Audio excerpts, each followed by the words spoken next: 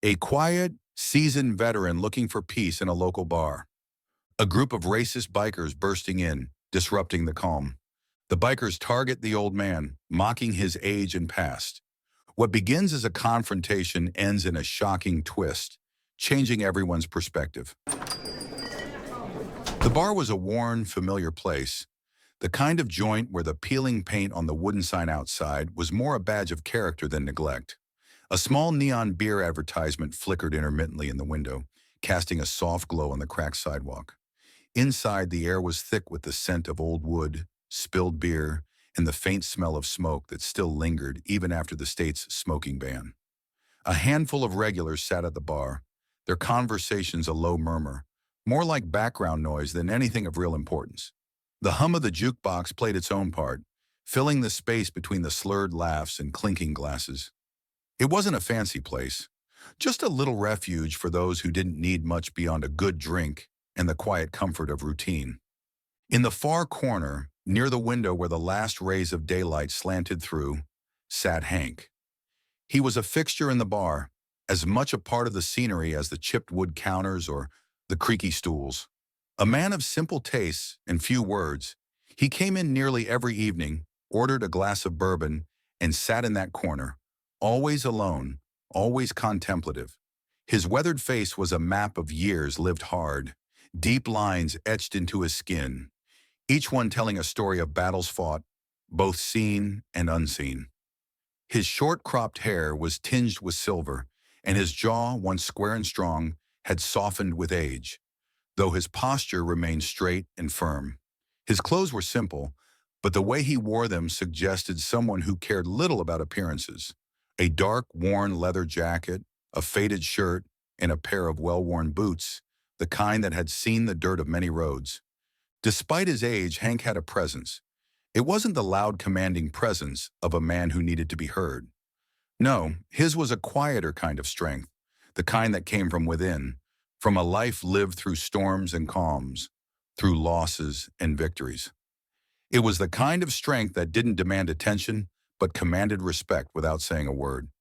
His eyes, sharp and steady, surveyed the room with quiet precision. He didn't need to look around too much. He knew the faces of the regulars. The bartender, a middle-aged woman named Linda, who always wore a weary smile, and the few others who had made this place their second home. The low hum of conversation around him was like a gentle backdrop to his solitude. Not a distraction, but a comfort. He was part of it, yet apart from it, as if the bar, the people, and the world outside had their own rhythm that didn't quite touch him. There was a sense of dignity about Hank that was hard to place. Perhaps it was the way he held himself, shoulders squared and hands folded on the bar top, or how he never fidgeted, never seemed hurried. He had the air of someone who had seen much in his years, someone who had been to places most people never visited, done things they couldn't imagine. Yet there was no arrogance in him, no desire to boast or prove anything. Hank didn't talk about his past, but it was there, quiet beneath the surface, like a river running deep. Some of the regulars had an inkling about his past. The older man who sat at the end of the bar sometimes whispered about Hank's time in the military, how he'd been a soldier, a leader, and how there were stories no one ever knew. But Hank had never confirmed any of it. He wasn't the type to wear his history on his sleeve, and the few who tried to ask never pushed him. He wasn't a man of words, but of presence, and those who had been around long enough knew better than to ask too much. Hank had seen too much of the world outside to be rattled by much. War, loss, betrayal. He'd lived through all of it, though he never spoke of it directly. But there was something in the way his gaze lingered on the window sometimes, as if he could see a memory dancing just beyond the glass. Something in the way his fingers tapped the edge of his glass, a rhythm that wasn't quite of the present moment. The war was a part of him, a shadow that had followed him home and settled into the corners of his life.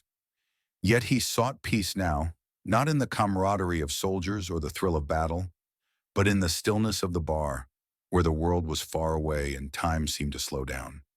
This place, this humble no-frills bar, was where Hank could just be. No demands, no expectations. Just the quiet solace of his own thoughts and the occasional nod of acknowledgement from the bartender or a fellow regular. The weight of the world could be carried elsewhere. In here, he was just another old man, sipping bourbon and watching the sun set over a world that didn't seem to change much. And that was fine with Hank. The world had its noise, but he had his corner, his peace. The door to the bar swung open with a harsh creak, and a gust of cold air swept in as the bikers made their entrance. Their loud, boisterous laughter immediately filled the space, a stark contrast to the soft hum of the regulars' muted conversations. The bar's dim lighting seemed to flicker in sync with their energy, as if even the place itself was rattled by their arrival. The group of bikers, 6 in total, stormed in like a storm front, their leather jackets and patched vests displaying the insignia of their gang.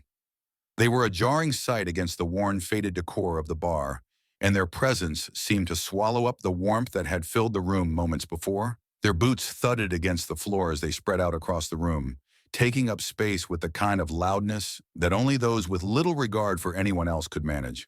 The scent of gasoline, sweat, and cheap cologne lingered in the air as they made their way to the bar.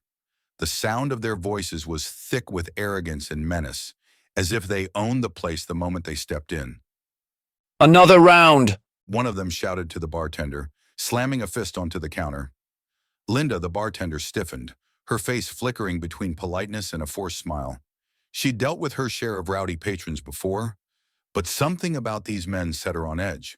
The other patrons at the bar, men and women who had found comfort in the predictable rhythms of their daily lives, shifted uncomfortably in their seats.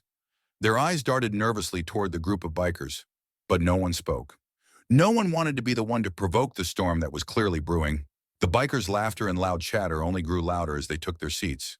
One man, built like a wall of muscle, with tattoos of skulls and flames covering his arms, leaned back in his chair, eyeing the room like it was his personal kingdom. His voice, thick with disdain, cut through the low murmur of the bar. "What is this? Some kind of retirement home for old farts?" He sneered, looking around at the regulars.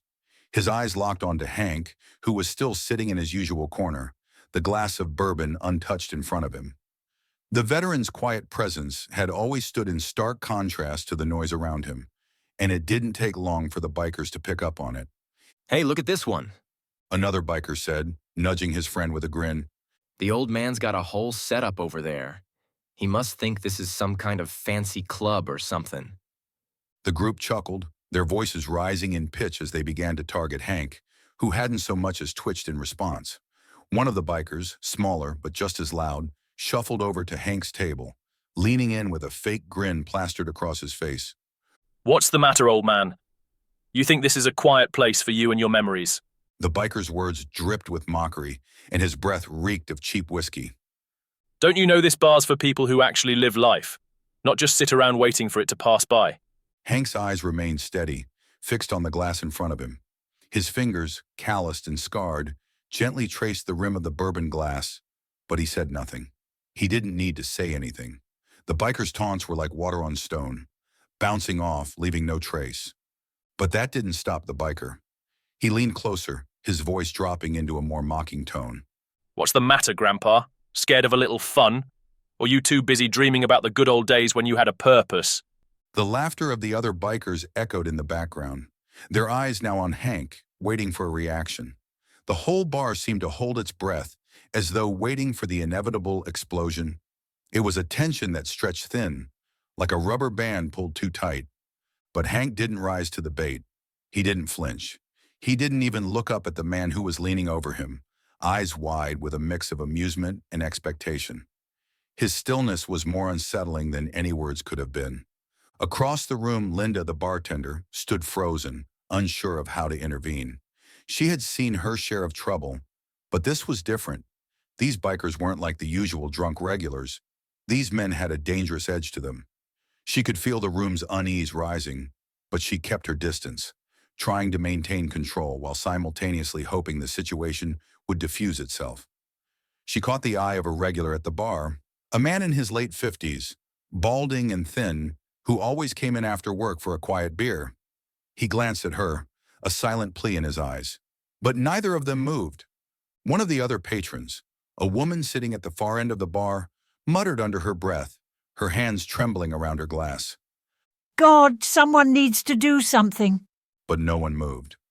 No one wanted to risk making things worse. Some shifted uncomfortably in their seats, their eyes avoiding the bikers, while others clenched their fists around their drinks, wanting to take action, but unsure how. Hank's calmness was beginning to unsettle even the bikers. They expected a reaction, but he gave them nothing.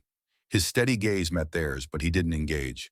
His silence seemed to mock them in a way that no angry words could, and that, more than anything, seemed to gnaw at their pride.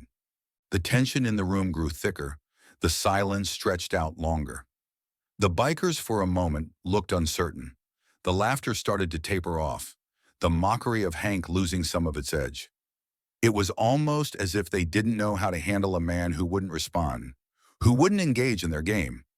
But just as the room seemed on the verge of unraveling, the loudest biker, the one who had first spoken to Hank, slapped his palm against the bar with a mock grin. Well, whatever. The old fool can sit in his corner all night, but he's not going to get away with it forever. He turned back to his group, his voice rising again. Let's get another round. We're here to have fun. But even his voice faltered slightly as he noticed the look the others were giving him. There was no satisfaction in this fight, no glory. And for a moment, just a fleeting moment, it seemed that the bikers weren't so sure of themselves anymore. The power of their presence was slipping, and they knew it. The mood in the bar began to shift, the air growing thicker with every passing moment. The bikers, sensing that Hank hadn't been broken by their earlier taunts, pushed harder, their words now laced with venom. They surrounded him, their voices sharp and jeering, their insults like daggers aimed at his calm exterior. The bartender, Linda, continued to serve drinks, but her eyes flickered nervously between Hank and the men who were escalating the situation. She was trying to keep her composure, but the tension in the room was palpable. One of the bikers, the same one who had first mocked Hank's silence, stepped forward. His boots scraped against the wooden floor as he moved, the sound of it loud in the otherwise quiet space. He grinned as he leaned in front of Hank, blocking his view of the bar and the rest of the room. His breath smelled of cheap whiskey and cigarettes as he sneered down at the older man. Look at you, The biker said, his voice dripping with disdain. You're nothing but an old man just wasting away in here. What's your deal, huh? You think your uniform means something now? That you're some kind of hero? Hank didn't flinch. His hands remained steady on the edge of the table, the fingers still lightly tapping the glass of bourbon. The glass was now half empty, but Hank didn't drink from it. He didn't look up at the biker, but his silence spoke volumes, and it only seemed to infuriate the man more. The biker's voice grew louder, more mocking. You're just a has-been. Some old fart who thinks he can intimidate people with his military past. Newsflash, old man. No one cares about your medals anymore. You're just a joke, a relic. The biker's words echoed around the bar, and for a moment, it felt like the entire room held its breath. Every patron's gaze darted between Hank and the biker, waiting for the storm to break. The biker's laughter swelled, but this time it was taunting, malicious, a pack of hyenas circling their prey. One of the others, a taller man with a thick beard and a skull tattoo on his neck, shoved his way between the biker and Hank, standing over the old man with his chest puffed out. He pointed a finger at Hank, jabbing it toward his chest. Yeah, what's it feel like, huh? To be a loser? Just sitting here like you're some kind of king? You're pathetic. Hank remained motionless, his eyes still locked on the glass. The world around him was a cacophony of noise and hostility, but he didn't seem to hear it. His pulse was steady, his breath even. There was an unspoken understanding in his demeanor. He was no longer just enduring this. He was waiting for something. He had been here before, in situations where the noise, the aggression, the chaos threatened to overwhelm him. But he knew better. He knew the power of patience. But the bikers weren't finished. The one who had started the verbal assault now leaned down close to Hank, his face inches away from the older man's. The biker's breath was hot against Hank's skin, and his hand came down on the table with a thud. You're pathetic, The biker repeated, sneering. and you don't even know it. Hank's stillness was a fortress, but the tension in the room had escalated to a point where even the other patrons couldn't look away. They were no longer just silent witnesses. They were now participants in the drama unfolding before them. The group of regulars at the bar shifted in their seats, their eyes flicking nervously to one another. They wanted to help, but none of them had the courage to step in. Fear held them in place. Linda, behind the bar, could feel her heart pounding in her chest. She wiped her hands on her apron, then wiped them again. She knew better than to try and throw the bikers out. They'd already made it clear they weren't going to back down. If she said the wrong thing, it could turn violent. She glanced at the door, wondering if she should call the police, but even that felt like an empty gesture. The bikers were making it clear that they ruled this space now. The room had grown quieter, but the silence was the kind that filled the air with dread. It wasn't the calm before the storm, it was the storm itself, the howling wind, the crashing waves, the inevitable violence that seemed just a breath away. But Hank didn't move. His hands were still steady, his gaze focused on the empty space in front of him.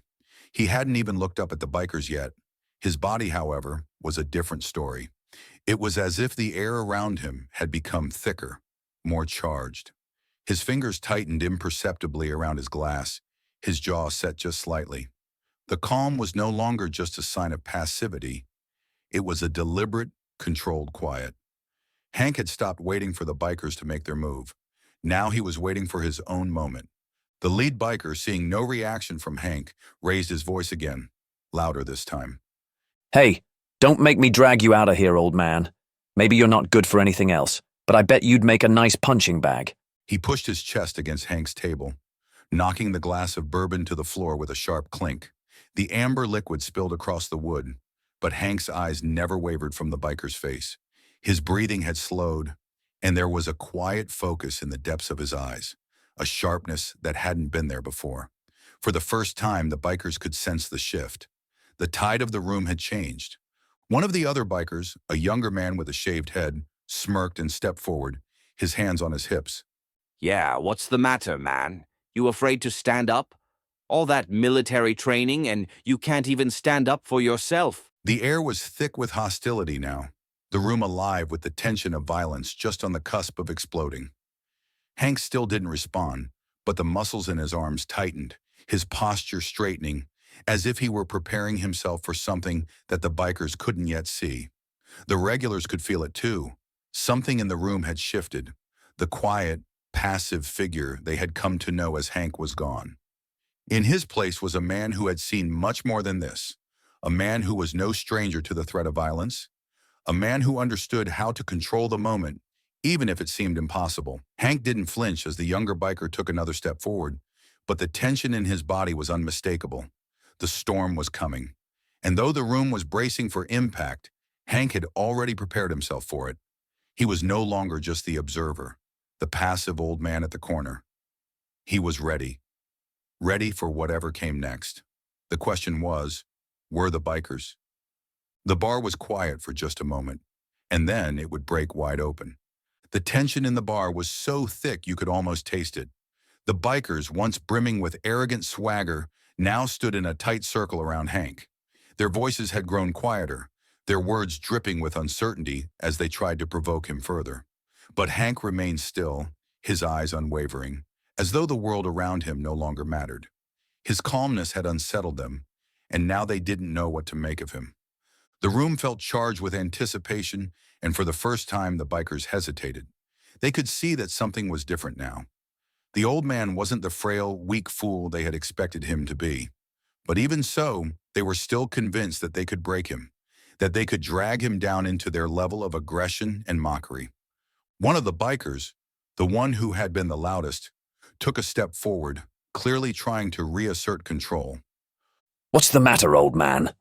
He spat, his voice louder this time, as though he were trying to drown out the growing uncertainty in the room. You think you're better than us?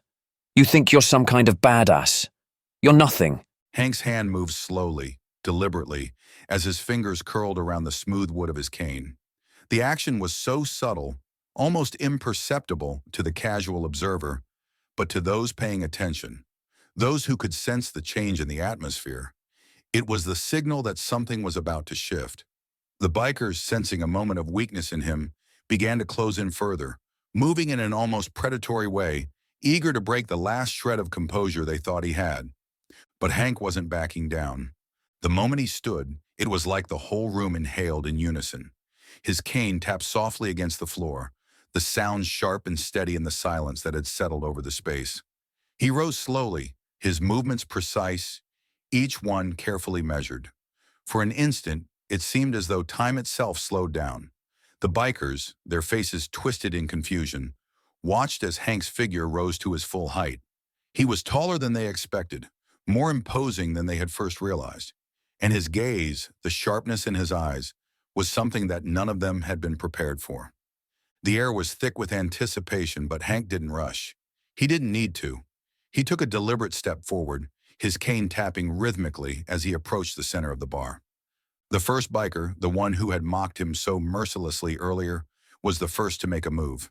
He swung his fist toward Hank, his knuckles clenched and ready for the final, humiliating blow.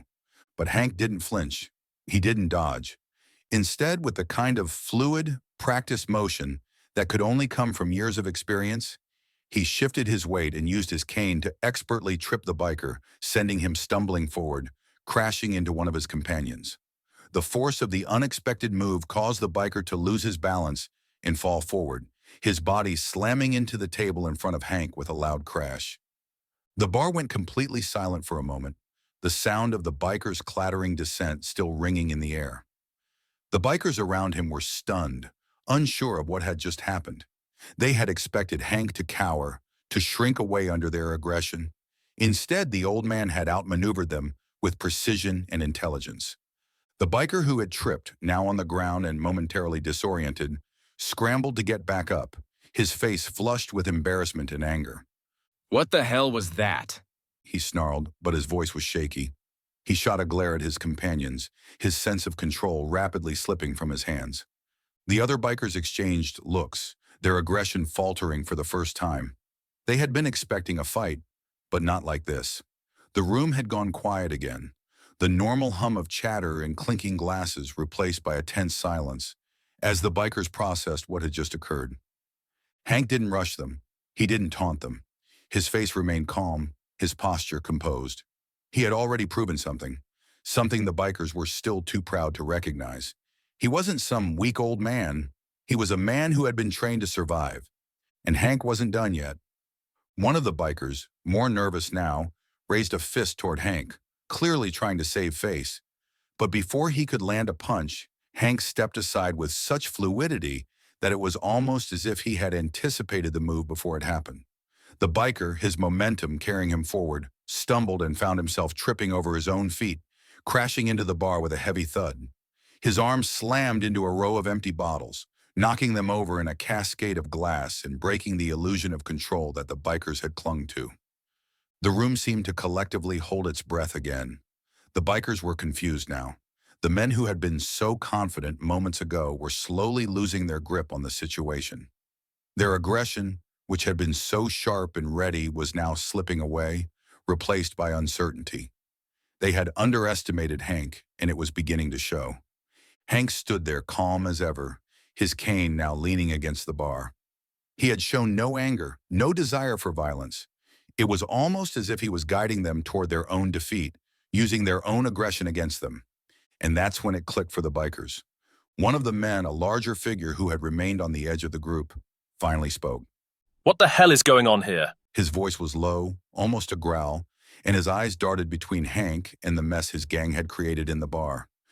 We're getting played. The realization settled in with a sickening clarity. They had come in expecting to bully a quiet old man, but they had underestimated the power of his experience. Hank wasn't using brute force to fight them. He was using his mind, his training, his years of discipline and strategy. He wasn't fighting back in the way they expected, and that made him more dangerous than they could have imagined. Hank's response was simple, measured, and quiet. Just a single word. Leave. His voice was soft, but it carried across the room with an undeniable authority. It wasn't a demand, it wasn't a threat. It was a quiet command, as though he had already decided the outcome. The bikers, now fully aware of their loss of control, exchanged glances. The cocky grins that had once dominated their faces were gone, replaced by a nervous uncertainty. They had tried to intimidate Hank, but it was clear that he wasn't someone who could be intimidated. They were no longer the ones in control. For a moment, no one moved.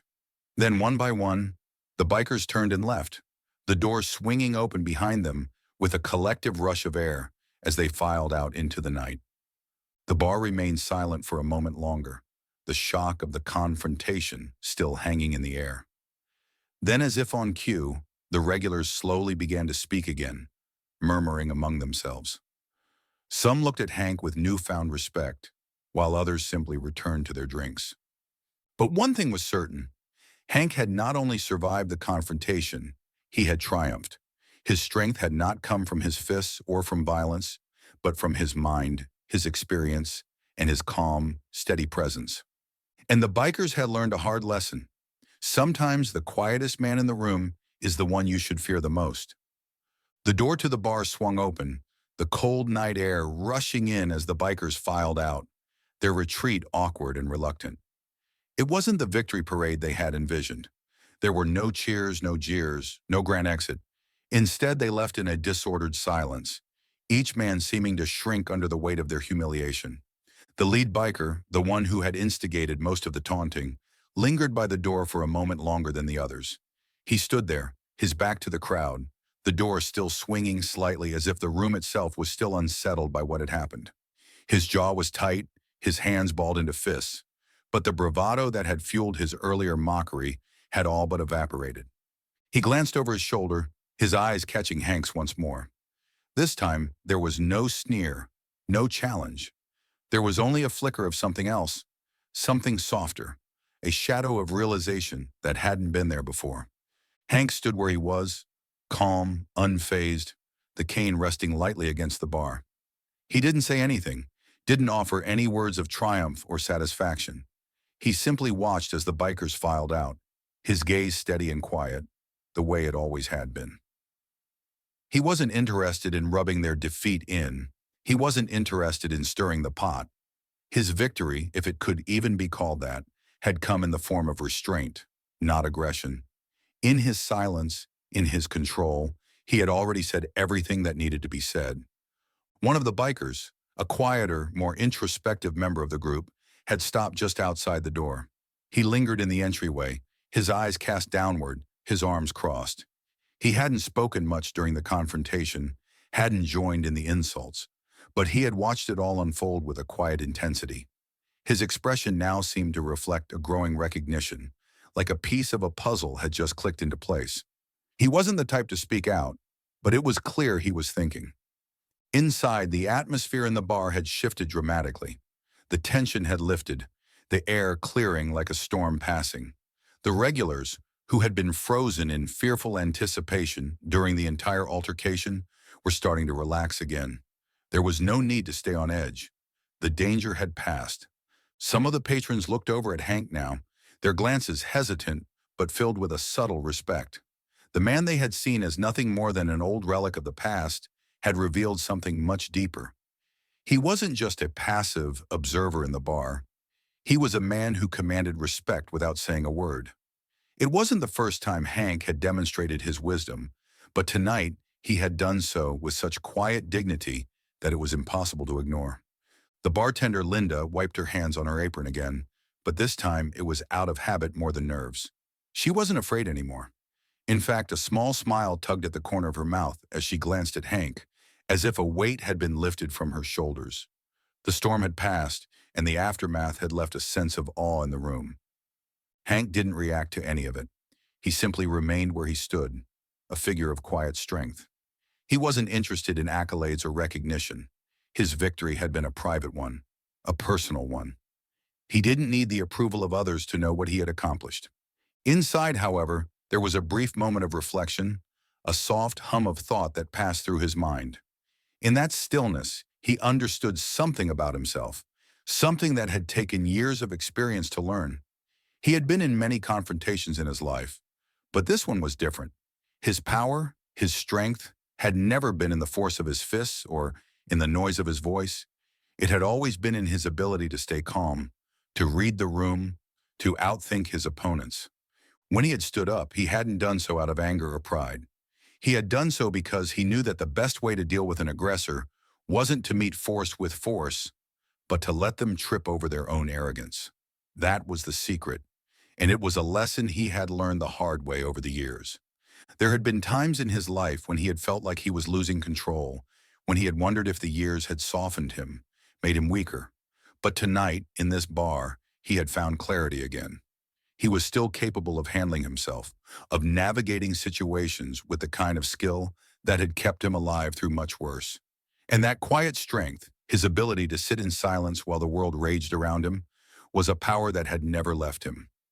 As the door finally closed behind the last of the bikers, the room was left with an uneasy quiet. But this time, it was a calm quiet, a stillness that came from the settling of tension rather than the buildup of it. The patrons, once afraid to even glance at Hank, were now taking a second look. The veteran had become something of a legend in their eyes, though they would never say it out loud. The man who had survived years of war, the man who had faced more than any of them could imagine, had done so with such grace. It was a reminder, no, a revelation, that true strength wasn't always loud. It wasn't always in your face. As Hank stood there, watching the patrons relax, his thoughts drifted back to the days when he had worn his military uniform, when he had fought on the front lines, when things had been far less subtle, when survival had meant something different. Those days were long behind him now, but in this quiet moment, he understood that they had shaped him into the man he was today. And for once, he didn't mind the silence. The bikers had almost made it to the door when the lead biker stopped again. He turned, his broad shoulders slumping just a bit, as if the weight of his pride had suddenly become too heavy to carry. The bar was silent now, the tension having dissipated, but the unease remained, especially with him. He didn't know exactly what he was feeling, but it wasn't the triumph he had expected. It wasn't even anger. It was something else, something unfamiliar. Humility, maybe, or embarrassment. He swallowed hard and cleared his throat, his eyes finding Hank again, though he seemed reluctant to meet the man's steady gaze. Look, old man. He started, but the words trailed off, not quite coming out the way he intended. He shifted on his feet awkwardly. I didn't mean to, well, you know, any of that. His voice faltered. He was trying to apologize, but it came out as more of an afterthought than a genuine admission. His words hung in the air, half-formed, uncertain. It wasn't the apology anyone might have expected, but it was a start. The other bikers, still standing near the door, exchanged glances. One of them, the quieter man who had stayed mostly in the background during the earlier confrontation, gave a slight nod. It was subtle, almost imperceptible to anyone who wasn't paying close attention. But it was there, a silent acknowledgement of the shift that had taken place, of the understanding that had started to settle in. Hank remained unmoved. His posture was as still and composed as ever, but his presence was undeniable. He didn't look at the bikers with judgment, but with a quiet understanding, as though he recognized the uncertainty in them. They had come in full of bravado and misplaced confidence, but now they stood on the threshold, unsure of what had just happened. He took a slow breath, his gaze not leaving the lead biker. Then in a voice that was as calm as ever, Hank spoke, his words simple, yet carrying an unspoken weight. It's never too late to change. The words were barely above a whisper, but they cut through the room with clarity. Hank wasn't demanding anything from them. He wasn't offering forgiveness or pushing them to make amends. He wasn't even angry. His statement wasn't a challenge. It was a quiet invitation, a chance for them to reflect, to see beyond the moment of confrontation and understand that change wasn't about being perfect. It was about recognizing when you were wrong. The lead biker stood frozen for a moment, the words settling on him like a heavy fog. He looked at Hank for a beat longer, the confusion in his eyes slowly shifting to something softer. For the first time, he seemed unsure of himself. He had come here expecting a fight, but instead Hank had given him a mirror, a chance to look at himself and see who he had been and who he could be. The bikers didn't say much more after that. They didn't challenge Hank. They didn't even argue. One by one, they filed out of the bar, leaving behind only the quiet hum of the neon lights and the soft clink of glasses. As they exited, the door swung shut behind them, and the tension that had lingered was finally gone. Inside the bar, Hank didn't move. He didn't need to. He simply turned back to the bar and sat down as if nothing had happened. He reached for his drink, his movements deliberate and calm, as though the world hadn't just shifted in a moment of stillness. The whole confrontation had been brief, but it had left its mark, not just on the bikers, but on everyone who had witnessed it.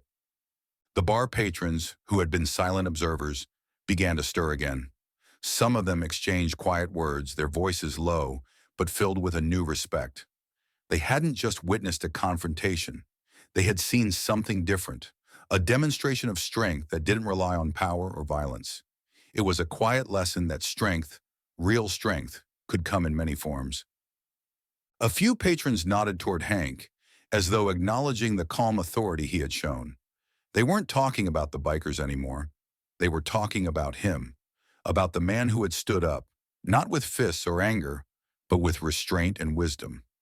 The man who had faced the noise of the world and had let it fall away without breaking. As the room returned to its usual rhythm, Hank didn't say anything else. He didn't need to. He was content to let the moment settle on its own. There was nothing left to prove. He had already shown them all what needed to be shown. And with a quiet exhale, Hank returned to his drink, his posture unshaken, his composure intact. The world outside might have been loud and chaotic, but in this moment, in this small, quiet bar, there was peace. The strength of the moment lingered, like the fading sound of a soft wind, leaving everyone who had witnessed it with a thought. Sometimes the most powerful people are the ones who don't have to say a word at all. As the bar returned to its usual hum, something had shifted in the air. The bikers had left, but their actions and Hank's quiet strength lingered. The seed of reflection had been planted. Though they hadn't fully changed, they'd been forced to confront their own aggression. Hank had shown the patrons of the bar that strength didn't need to be loud or violent. It could be calm, composed, and dignified. Hank sat in his quiet solitude, reflecting on how change often came from unexpected places. The bikers had felt discomfort, and while it hadn't fully transformed them, it had cracked their hard exteriors. For the bar patrons, it was a lesson. Standing firm with integrity in the face of adversity could be more powerful than fighting back. Hank didn't need to say more. His actions had spoken for him. In his quiet, steady way, he had demonstrated that real strength was about holding true to one's values, not forcing others to conform. As he took another sip of his drink, he knew that sometimes small acts of resistance could have a greater impact than violence ever could. Standing firm, letting the world adjust around you, sometimes that was all that was needed.